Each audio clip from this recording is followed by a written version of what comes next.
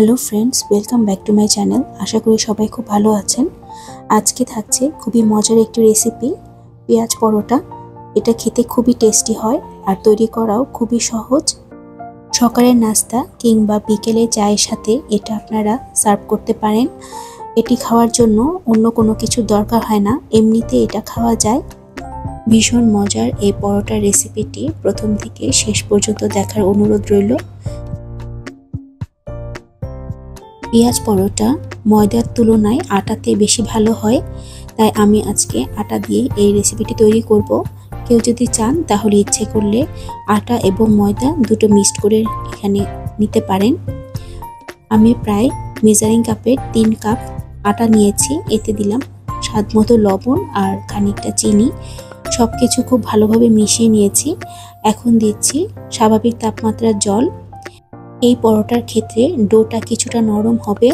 সাধারণত লুচি কিংবা অন্যান্য পরোটার ক্ষেত্রে ডোটা কিছুটা শক্ত হয়, কিন্তু পেঁয়াজ পরোটার ক্ষেত্রে কিছুটা নরম করে ডো বানাতে হবে। এরকম একটা নরম ডো আমি বানিয়ে নিয়েছি। যেহেতু প্রথমে আমি তেল দিয়ে ময়ান দিইনি, এই অবস্থায় আমি 2 চা চামচের মতো সাদা তেল দিয়ে আবার খানিকক্ষণ মেখে নিব।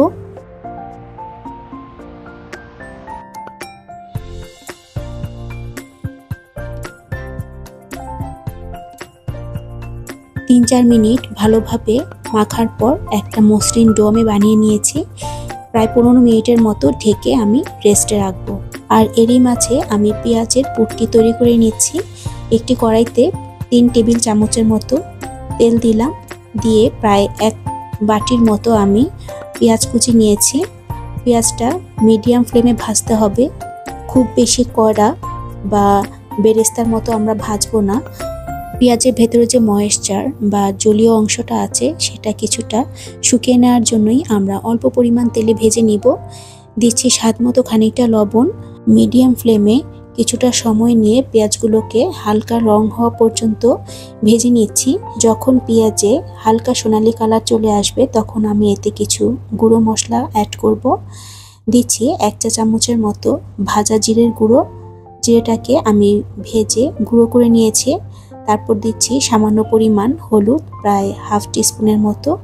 তারপর দিচ্ছি 3-4টে শুকনো মরিচ আমি ভেজে গুঁড়ো করে দিলাম।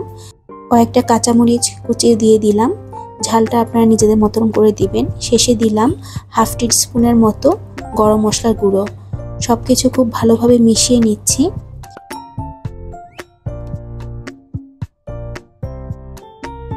সবকিছু খুব ভালোভাবে মেশানোর পর আমার মনে হচ্ছিল যে ঝালটা আরেকটু হলে ভালো হয়, তাই আমি হাফ টিস্পুনের মতো লাল মরিচের গুঁড়ো দিয়ে আবার খানিকক্ষণ ভেজে নিলাম। এ সময় চুলোর আঁচটা খুবই কম করে দিতে হবে। শেষ পর্যায়ে দিলাম প্রায় 3 টিস্পুনের মতো বেসন দেওয়াতে পুরের মধ্যে একটা বাইন্ডিং ভালো আসবে। সবকিছু খুব ভালোভাবে আবার মিশিয়ে নিতে হবে। এরপর সবশেষে দিলাম ধনেপাতা কুচি। ধনেপাতা কুচিটা অবশ্যই দেওয়ার চেষ্টা করবেন, এতে খুব ভালো একটা ফ্লেভার আসে। এখন আমি পুরটিকে নামিয়ে ঠান্ডা করে নিব।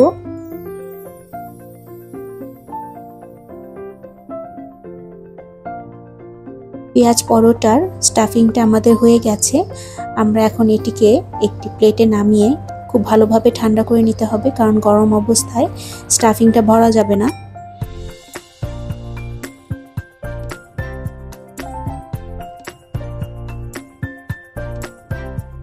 এখন অন্যদিকে আটাটাও খুব ভালোভাবে সেট হয়ে গেছে। আমি হাত দিয়ে আরো কিছুক্ষণ একটু ভালোভাবে মেখে নিচ্ছি।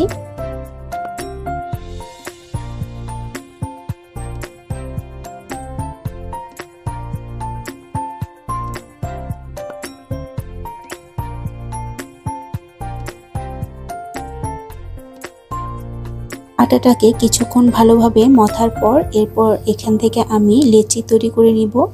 আর এই পরোটাটা লেচিগুলো একটু বড় করে করতে হবে, কারণ এই পরোটাগুলো কিছুটা মোটা হয়।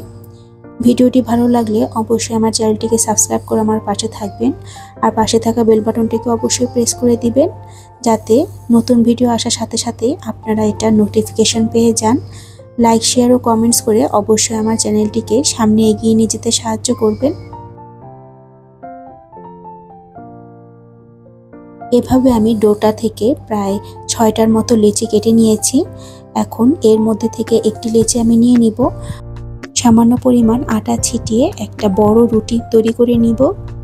রুটিটা বেলার সময় খুব বেশি ময়দা বা আটা আপনারা ব্যবহার করবেন না।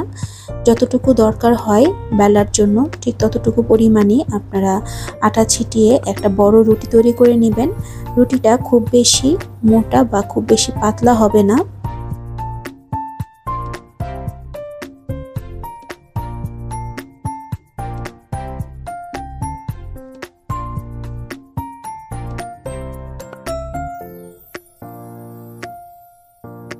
এরকম আমি একটি রুটি বেলে নিলাম।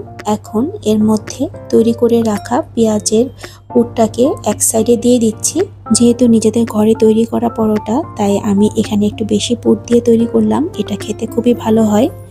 আপনারা আপনাদের পছন্দ মতো পুর দিবেন। তারপর হাতে একটু জল লাগিয়ে ধারগুলোতে আমি জল দিয়ে দিচ্ছি। এতে পরোটার মুখটা সিল করা খুব সহজ হয়ে যায়। আশা করি আপনারা বুঝতে পারছেন আমি কিভাবে পরোটাটা তৈরি করলাম। এরপর হাত দিয়ে চেপে খুব ভালোভাবে এটাকে সিল করে নিতে হবে, যাতে ভেতরে পুরটা বের হয়ে না যায়।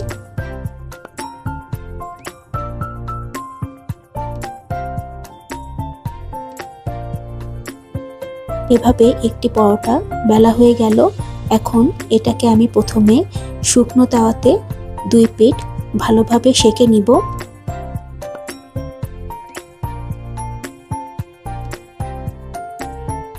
এক পিঠটা সেঁকা হয়ে গেলে অপর পিঠটাও আমি 2-3 মিনিট ধরে মিডিয়াম ফ্লেমে সেঁকে নিব। এরপর দিয়ে দিচ্ছি প্রায় 1 চা চামচের মতো তেল। তেলটা দেওয়ার পর পরোটার গায়ে খুব ভালোভাবে আমি মাখিয়ে নিচ্ছি। এভাবে একটু সময় নিয়ে উল্টে পাল্টে 2 পিঠ খুব ভালোভাবে আমরা তেল দিয়ে পরোটাগুলোকে ভেজে উঠিয়ে নিব। আর এই পরোটাটা তৈরি করতে খুবই কম তেল লাগে। 1 চা চামচ তেল দিয়ে আমি একটা পরোটা ভেজে নিলাম।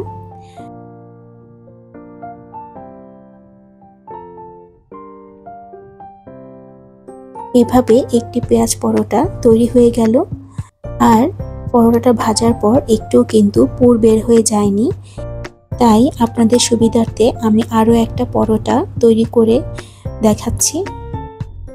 এভাবে যে কেউই বাসায় খুব সাধারণভাবেই পরোটা তৈরি করে নিতে পারেন। আর ঘরে তৈরি জিনিস খুবই স্বাস্থ্যসম্মত হয়। ছোট থেকে বড় সবাই এটা পছন্দ করে খাবে। আপনারা এটা ইচ্ছা করলে বাচ্চাদের টিফিনে কিংবা অফিসের লাঞ্চ বক্সেও এটা দিতে পারেন।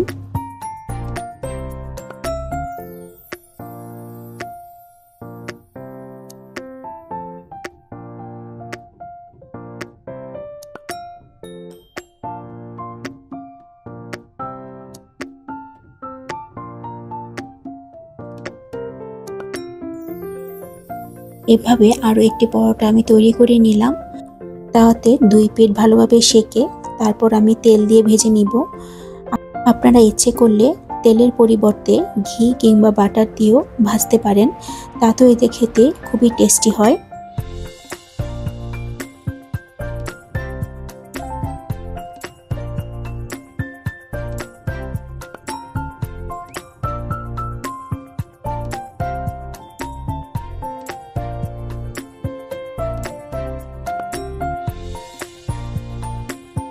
এই তো হয়ে গেল ভীষণ মজার পেঁয়াজ পরোটা।